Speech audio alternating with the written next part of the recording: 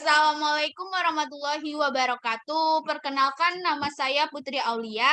Di sini saya bersama rekan-rekan kelompok saya untuk mata kuliah Sistem Informasi Manajemen.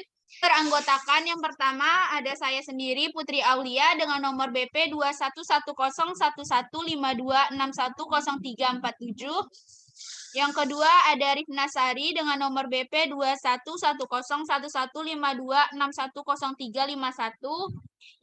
Yang ketiga ada Gina Imelda dengan nomor B 21101152610330.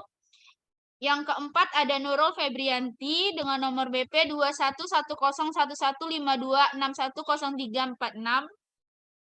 Yang kelima ada Sayyid Fadil Imam dengan nomor BP 21101152610352. Yang keenam ada Faustin Ariela dengan nomor BP 21101152610328. Dan yang terakhir ada Fahri Ramanov dengan nomor BP 21101152610147. Melalui video ini, kami akan mempresentasikan informasi terbaru terkait dua file yang telah kami buat dan jelaskan minggu lalu, yang mana dibuat dalam rangka pemenuhan tugas mata kuliah Sistem Informasi Manajemen. Dengan dosen pengampu Bapak Sofika Enggari Eskom Mkom.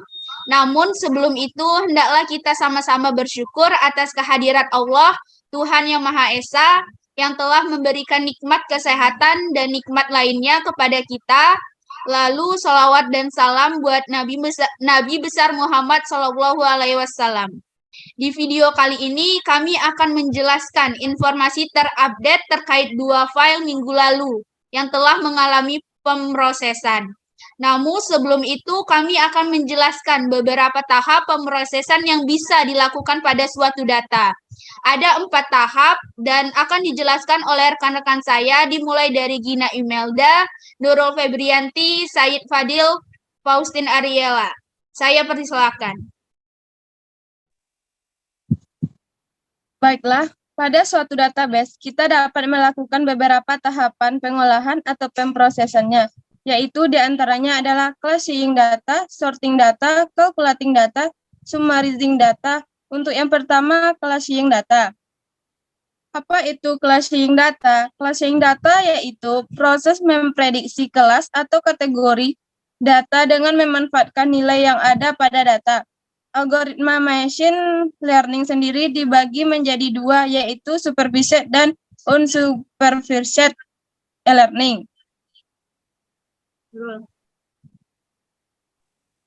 Selanjutnya, dua sorting data. Sorting data yaitu proses pengurutan data yang sebelumnya disusun secara acak atau tidak teratur menjadi secara menurut suatu aturan. Ascending atau naik, pengurutan dari karakter atau angka kecil ke karakter atau angka besar. Descending Atau turun pengurutan dari karakter atau angka berkas ke karakter atau angka kecil.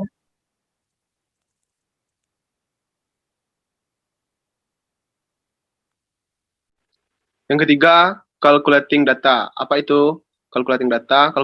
Calculating data itu proses penghitungan data yang mungkin di dalamnya terdapat banyak proses hitung aritmatika.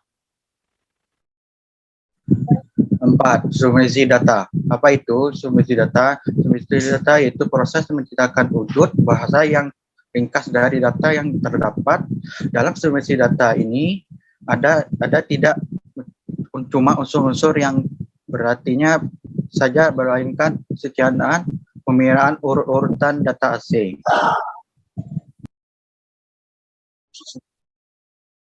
Terima kasih kepada rekan-rekan. Nah, di antara 4 tahapan tadi, kami memilih satu tahapan yang akan dieksekusi pada data yang kami punya, yaitu tahapan sorting data, yaitu proses pengurutan data yang sebelumnya disusun secara acak atau tidak teratur, sehingga menjadi tersusun secara terurut menurut suatu aturan tertentu. Seperti yang dijelaskan oleh rekan saya tadi, berikut kami jelaskan hasil dari pemrosesan data yang kami lakukan pada dua file yang kami punya sebelumnya. yang mana akan disampaikan oleh rekan saya Rifna Sari untuk file 1 dan Fahri Ramanov untuk file 2. Baiklah, di sini saya akan menjelaskan informasi terupdate dari file 1 yang kami punya.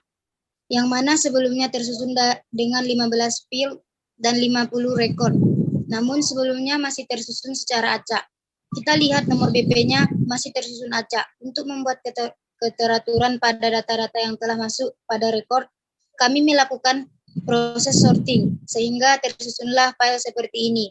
Kita bisa sama-sama lihat sekarang, data-data yang terekam telah tersusun rapi dan teratur berdasarkan urutan nomor BP-nya. Baik, saya akan melanjutkan file kedua. Saya akan menjelaskan informasi terupdate dari file 2 yang kami punya. Sama halnya dengan file 1, file 2 tersusun dengan 15 field dengan 50 record. Namun sebelumnya masih tersusun secara acak. Kita lihat NIDN dosennya masih tersusun acak. Untuk membuat keteraturan pada data-data yang telah masuk pada recordnya, kami melakukan proses sorting sehingga tersusunlah file seperti ini. Kita bisa sama-sama lihat sekarang data-data yang terekam telah tersusun rapi dan teratur berdasarkan urutan NIDN dosennya. Terima kasih kepada rekan-rekan. Nah, demikianlah hasil terupdate dari 2 file yang kami punya setelah dilakukan proses sorting data. Dapat disimpulkan bahwa ada 60% mahasiswa yang berasal dari daerah Padang. Ternyata yang berasal dari daerah Padang paling banyak dari kelas SI 8.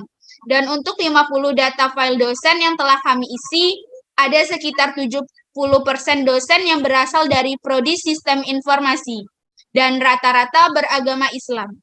Kini 2 file tersebut telah tersusun lebih rapi dari sebelumnya. Ini akan memberi kemudahan bagi pengguna dan pembaca database-nya. Karena telah berurut berdasarkan nomor BP untuk file 1 dan berdasarkan NIDN dosen untuk file 2. Itulah hasil diskusi kami terkait pemrosesan data dengan tahap sorting. Lebih kurangnya mohon maaf. Wassalamualaikum warahmatullahi wabarakatuh. Waalaikumsalam warahmatullahi wabarakatuh. Waalaikumsalam.